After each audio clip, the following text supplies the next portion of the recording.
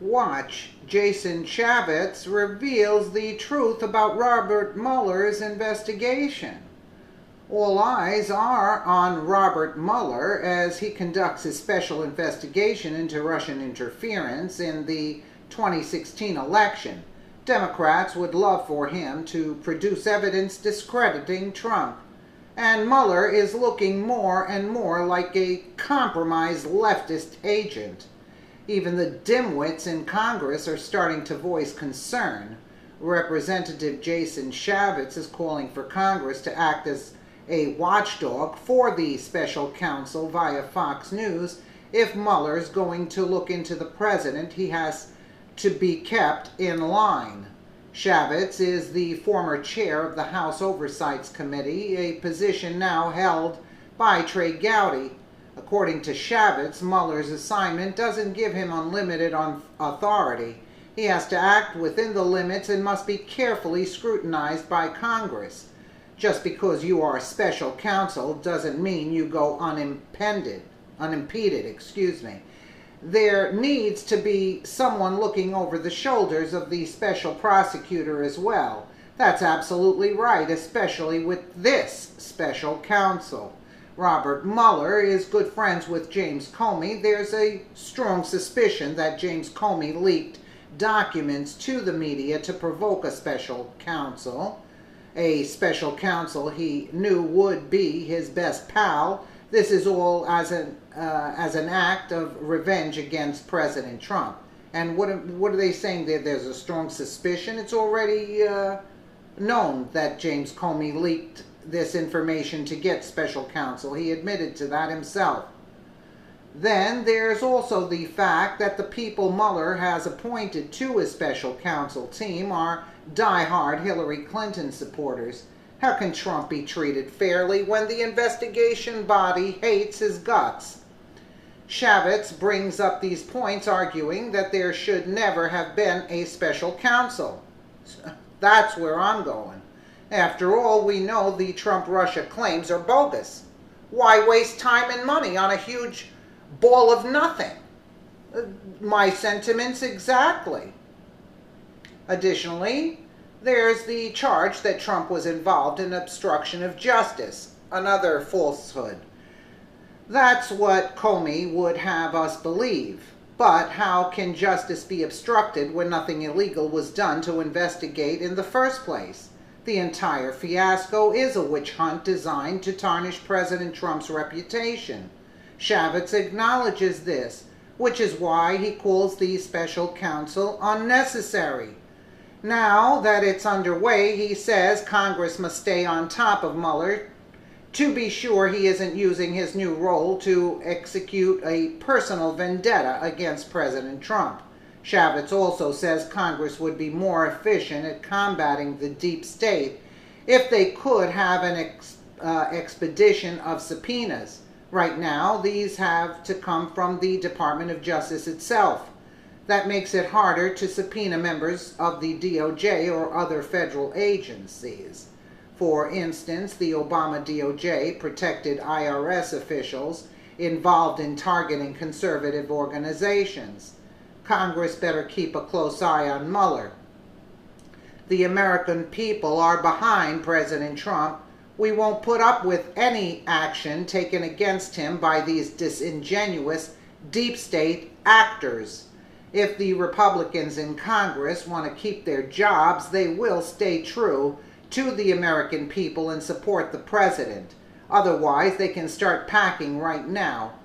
We'll no longer tolerate establishment rats anywhere in government.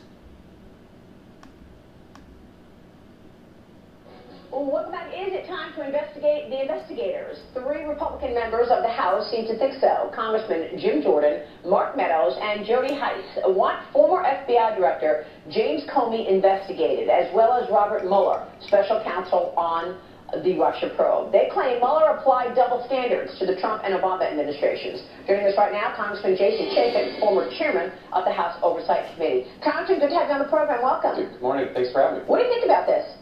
Well, look, you need to provide oversight of those people in the Department of Justice. But just because you're a special counsel doesn't mean you go unimpeded. There needs to be somebody looking over the shoulder of the special prosecutor as well. Well, how come it's not done as much? I mean, look, you worked a lot on the IRS targeting scandal. That was an important case for you. John Koskinen, who runs the IRS, still is running the IRS. There was no accountability after he targeted conservatives. Did that just fall flat?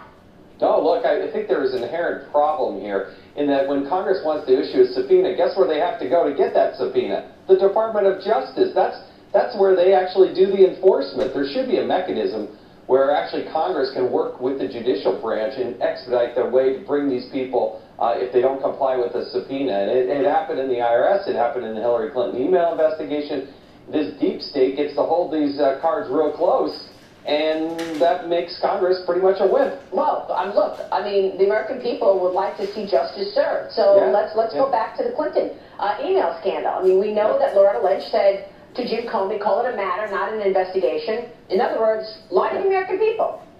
Yeah, well, that's why I do have hope in the Inspector General, Michael Horowitz. He has nearly 500 investigators there at the Department of Justice as the Inspector General. He does have the ability to go in and get documents and do interviews. He's doing it very quietly, and I expect that report to be in probably the first quarter of 2018.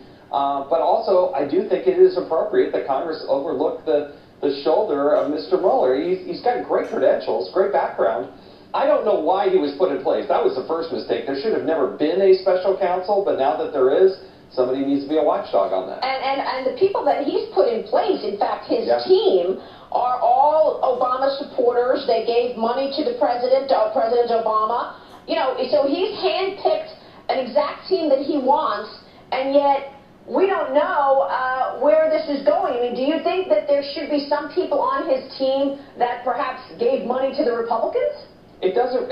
Think about it. If you're at home watching this, how many of you have actually given thousands of dollars to a candidate? And if you actually did that, you're probably pretty supportive of a particular candidate, and you've got a political view that you're wearing on your shirt sleeve. So, come on. There's no balance here. These people gave thousands and thousands of dollars to Hillary Clinton or to the Democratic machine, and so do you really think you're going to get a fair and honest hearing when not a single person, at least as best we can tell, gave any money to any Republicans? That doesn't sound like it's a very balanced approach. So what should be done then, Congressman? I mean, you know, people are looking toward the Oversight Committee to actually oversee these things, and yet we see more political bias every time we turn over another rock in these agencies. So what's the answer?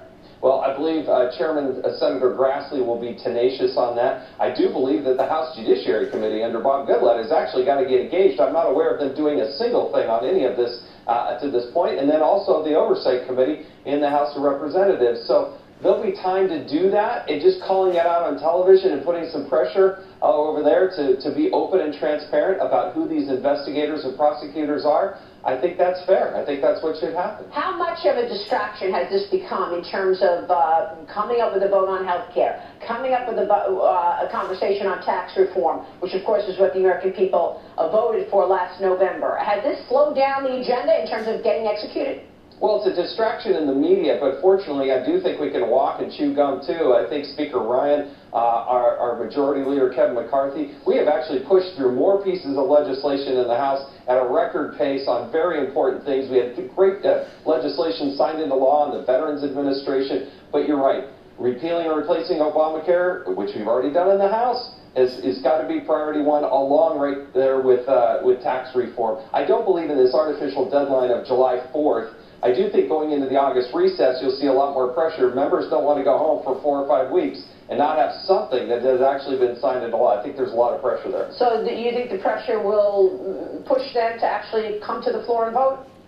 That's what's frustrating, right? The American people want to see us vote. If it fails, it fails. You know, go back to the drawing board. But when you don't even actually vote, that's the frustration. It shouldn't be as simple as just raising your hand saying, hey, you know, I'm a no. You should get off that easy. Put it up for a vote and then see where you're really at. And if it fails, go back. Remember, it was President Clinton pushing through welfare reform. It failed several times before they actually got it right, and it was a good bipartisan bill. As you look to change your life, stepping down from Congress, tell me what the priorities are over at the Oversight Committee right now.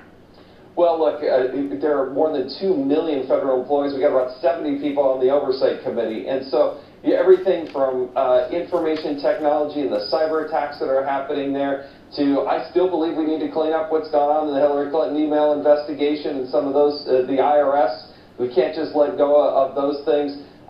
There's always somebody doing something stupid in the federal government, so there's no shortage of material there, I promise you. Yeah, it's interesting that you bring that up, because a lot of our viewers tweet about the Awan brothers, the IT specialists that worked for Democratic lawmakers. One of them worked for Debbie Wasserman Schultz. They were fired because they stole information from people's computers. What's going on with that investigation? Was that just stealing, theft of information, or is there a bigger story here in terms of their relationship to the Muslim Brotherhood?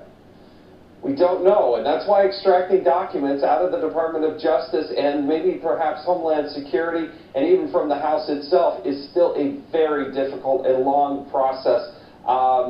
That is still something that is a work in motion. Sometimes these investigations will take a year plus in order to get these documents, but we have to be able to get those documents. All right, Congressman, good to see you. Thanks so much for joining us this morning. Thank you. Congressman Jason Chaffetz there. So in other words, those IT workers have a year. They already fled to Pakistan, so their ties to the Muslim Brotherhood, right? So in other words, America is left because of bureaucracy to take a year. I mean, and then you wonder if we're safe? I mean, really? This is astounding. And the media, they're interested in covering Donald Trump and Russia. Donald Trump is not the enemy. Unbelievable. Let us know what you think in the comments below, and thank you so much for watching.